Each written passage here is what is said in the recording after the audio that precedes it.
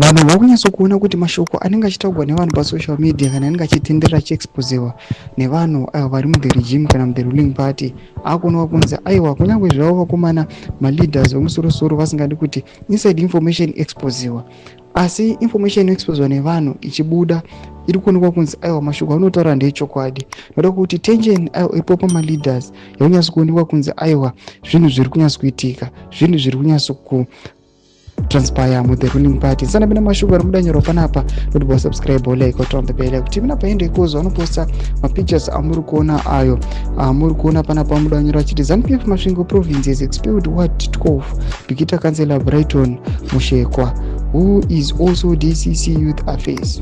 Allegations are that he is team general. Ndo mashoko anobuda nyora panapa achiti aiwa mukomana uyu azikamwa kuti aiwa his team general. Sezvamungoziva kuti aiwa matensions aripo aiwa zvaka evident nezvakabuda paweekend vanhu pationa kuti pane footage kana mapictures nemavideos ari kutendera tona maloyalist emutungamiri wenyika aiwa they were invited to the precap farm.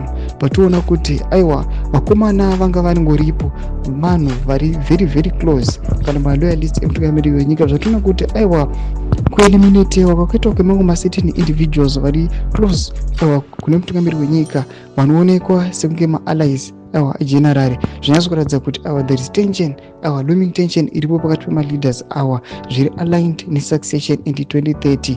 Tudze mafungiro enyu munoti kudi chitiko ichi pana comment section medu. Tudze mafungiro enyu, subscribe or like, turn on the bell icon.